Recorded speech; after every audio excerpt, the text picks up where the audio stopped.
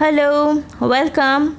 So we are discussing class 12 sexual reproduction in flowering plants, and we have already seen how what is the male part of the flower, the female part of the flower, what is the process by which the pollen would enter into the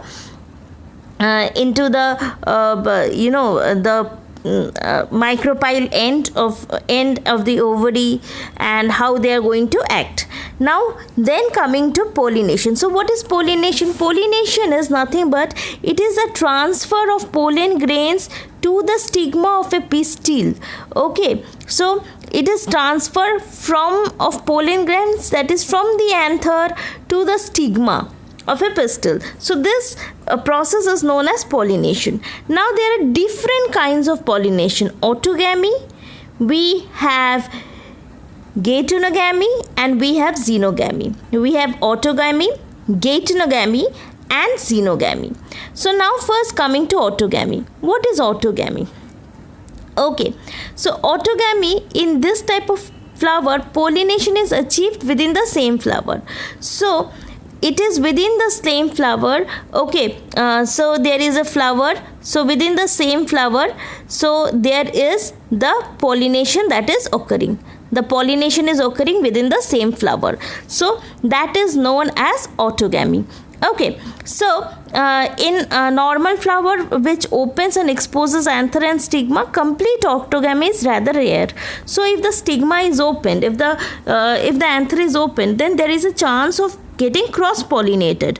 So autogamy is rare that happens, and autogamy here, what it requires the stigma also should reach the receptivity, and pollen grains also should be released at the very same time. So the pollen release and the stigma's receptivity should be at the same time, otherwise the pollination will not occur. So the time should be very much same. Okay, now based on this, when we see a flower, so when we see a flower, we have two different kinds of flower. One is chesmogamous flower and one is cleistogamous flowers. What is chesmogamous flowers? Chesmogamous flowers are those flowers where the anthers and the stigma, they are exposed. Just like any flower that we see, the anther and the stigma is exposed.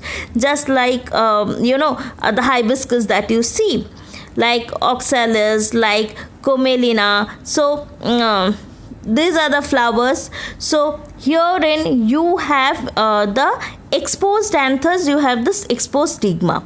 Now what happens in cleistogamous flowers? In cleistogamous flowers, it is within a bud.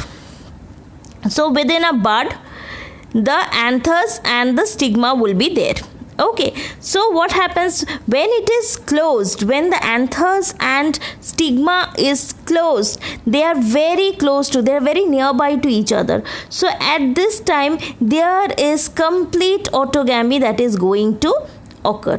Okay, so there is no chance of cross pollination, so it is a complete autogamy that is going to occur. Okay, so these will produce seed even without pollinators. Okay, next, coming to geitonogamy. Geitonogamy is nothing but when within the same plant we have one flower and the other flower in the same plant, and the pollination is going to occur. So this is geitonogamy. It is a connection that is between the anther to the stigma of another flower within the same plant. Very important, within the same plant. Okay, next coming to xenogamy. What is xenogamy? Xeno means foreign. So xenogamy means when there is a transfer of pollen grains from the anther to the stigma of a different plant. So it is a completely different plant. So what did we see? We saw three types. One is autogamy. Okay, so autogamy is within the same flower. So within the same flower. Second, we saw geitonogamy. So this is flower in same plant. And xenogamy is flower of different plant. Okay, flower of different plant. Alright, next coming to agents of pollination. So when we talk about agents of pollination, the agents of pollination, they can be abiotic agents, and other can be biotic agents. So what is abiotic agents? Here the pollination can happen by wind, can happen by water. So these are abiotic agents of pollination, whereas biotic agents, we have animals, we have insects. Okay, so they are the biotic agents of pollination. Okay, now coming to what are the features of those pollinators which, or the pollen grains when it is transferred, when it is pollinated by wind. Okay, so when it is wind or water, one thing is very common, that the number of pollen grains is more than the number of stigmas that would be available, because to compensate with the pollination that should occur. Okay, so there is the enormous amount of pollen which will be produced as per the number of ovules that are available for pollination. Okay, next, so coming to those pollination by wind, when those pollen grains which are pollinated by wind. So in wind, what happened? In wind pollination, first and foremost, you will have, they are very, very light. They are light, they are non-sticky. See, they are light, they are non-sticky, so that they can be transported in the wind. So they have an exposed stamens, and the pollens are easily dispersed into the wind current. And when they are into the wind current, they are very, very feathery, and so they will go and then stick to the stigma. So wind pollinated flowers often have single ovule in each ovary and enormous flowers packed into an inflorescence. So an example is the corn cob that you see. The tassel you see are nothing but the stigma. So here you have the stigmas, okay, and the style which wave in the wind to trap the pollen grains. Okay, so here the style is completely moving in the wind. So stigma is there and the style is moving around in the wind, so that to catch the pollen grains. Okay, so wind pollination, it happens in grass, which is very common.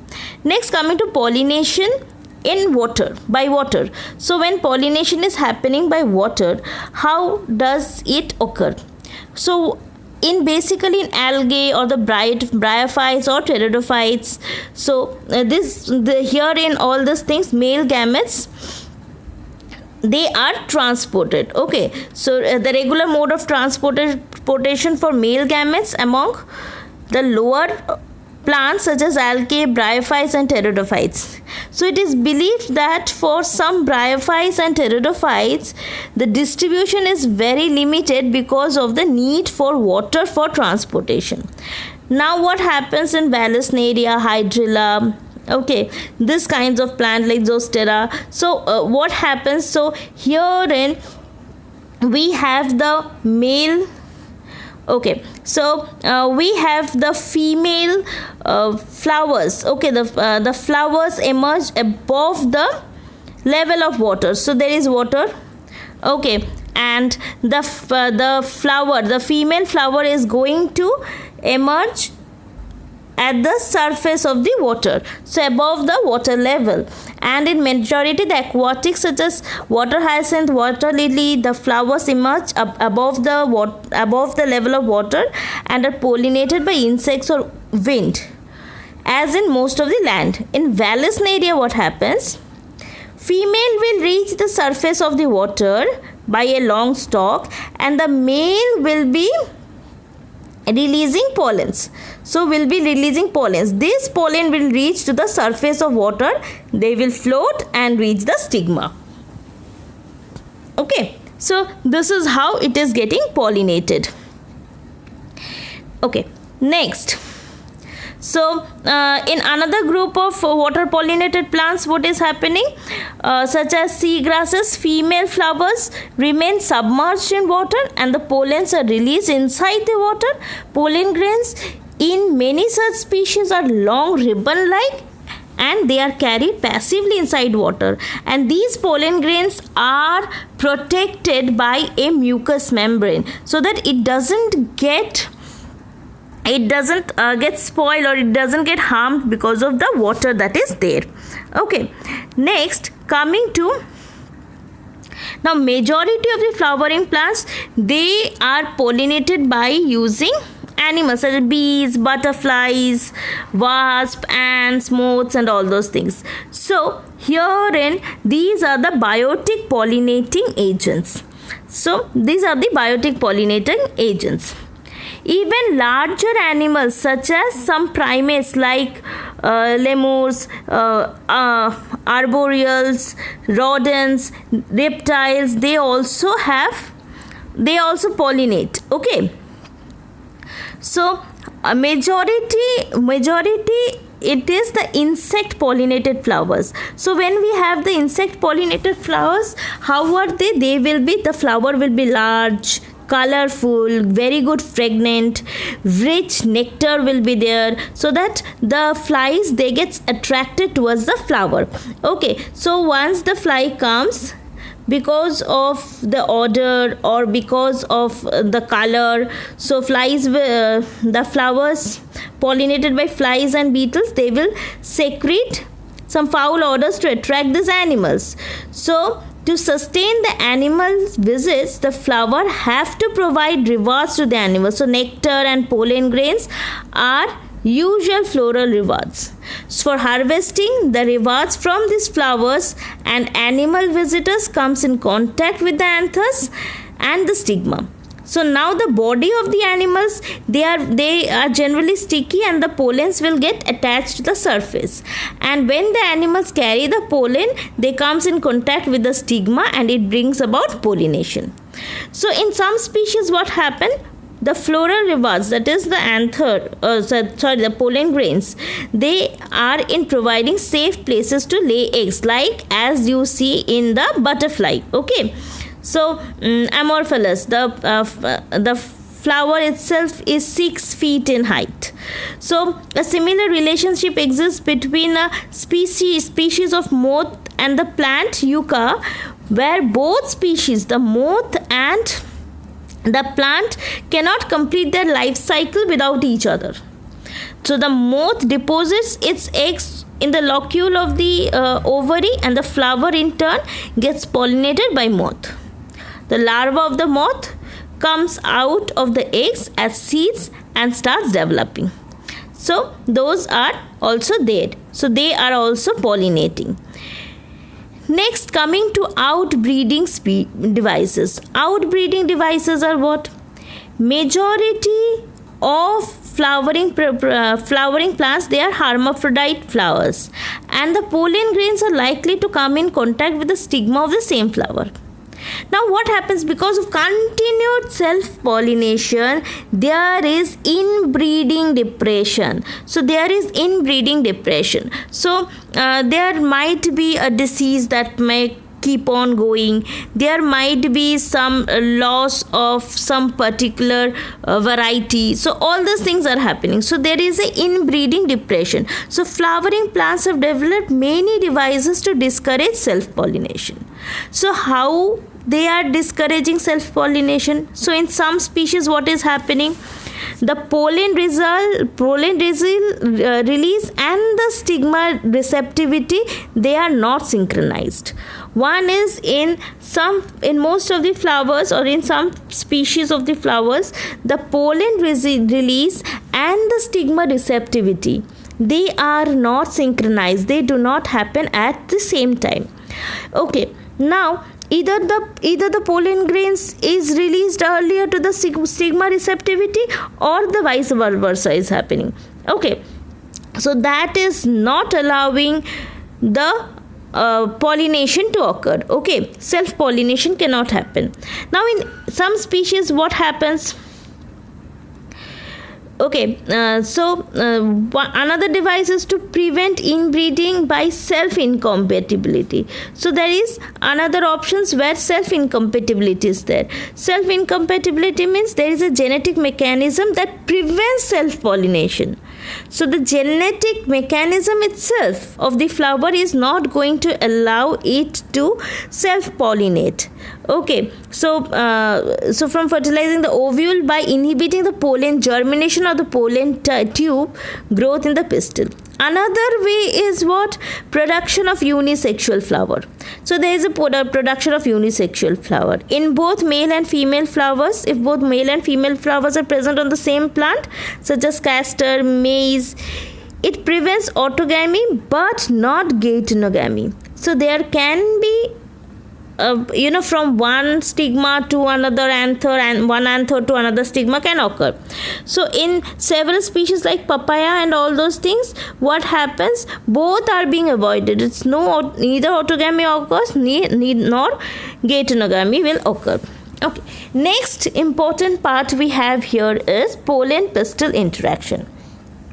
So what is pollen pistil interaction? Pollen pistil interaction is the process from the pollen grains reaching the stigma, then it is moving through. So stigma is there, so the pollen grain will reach the stigma and till it reaches the egg.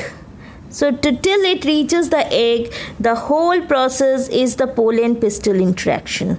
Okay, so what is basically pollen pistil interaction? Why is it important?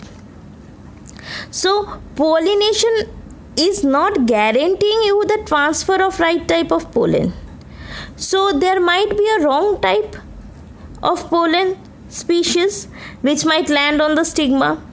And the pistil, it has the ability to recognize the pollen, whether it is the right or the wrong type. So right type is accepted and wrong type, they are being rejected.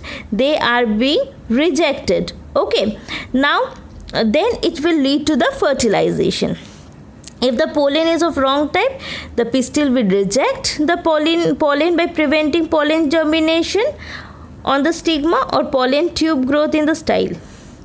Now the ability of pistil to recognize the pollen followed by its acceptance or rejection is the result of continuous dialogue between the pollen grains and the pistil. So how is it happening? It is happening due to some chemical components which are present. Okay, so that is how there is a dialogue that is going on. Fine.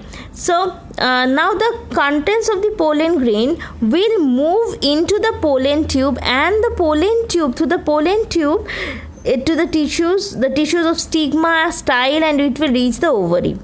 So the whole process here, that is the pollen pistil interaction. So the pollen tube, once it reaches the ovary, what will happen? It will enter through the micropyle end, through the filiform apparatus. Okay, from the one of the synergid cell through the filiform apparatus.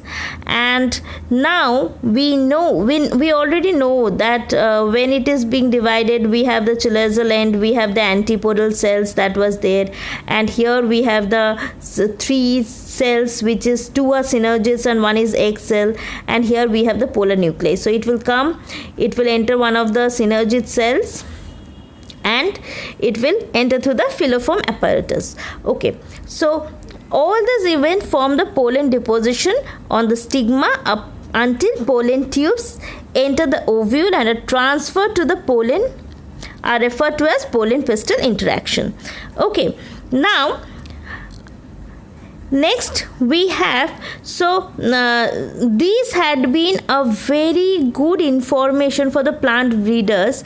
They can manipulate the pollen pistil interaction even in incompatible pollination to get desired hybrids. So now the concept of hybrids came across when they started altering the pollen pistil interaction. They are just artificially, they are allowing this pollen to be accepted by the pistil. So what is artificial hybridization that is occurring? So we have a plant. So plant have a stigma, it has got the anther. So these are two important parts, the stigma and the anther. Okay, so the female parent which bears the bisexual flower, so in this case what happens, the anthers are removed. So whatever is the anthers that is here, so these anthers, they will be removed. So these anthers are cut and they are removed. So you are going to have only the emasculated flower. You are going to have only the emasculated flower. Fine. So then from the other one, what happens is, in the male part of the flower, okay, so there are the anthers that are there. Fine. So herein what happens, the emasculated flowers, they are usually bagged. Okay, they're covered with a bag and generally made up of buttered paper to prevent contamination of the stigma by unwanted pollen. This is known as bagging. So when the stigma is bagged, the flower attains receptivity, and at the same time these pollen grains are collected. These pollen grains are collected and they will be dusted on the stigma. Okay, once this stigma reaches the receptivity only, till then it is bagged. Then they are going to dust pollen onto this. Okay, and then again they are going to bag it up. It is rebagged till the fruit is being found. So if the female parent produces unisexual flower, then there is no need of emasculation. So the female flower buds are bagged before the flowers open. When the stigma becomes receptive, the pollen is carried out using the desired pollen and the flower is rebagged. Fine. So okay, in the next video we will go ahead with double fertilization. Thank you.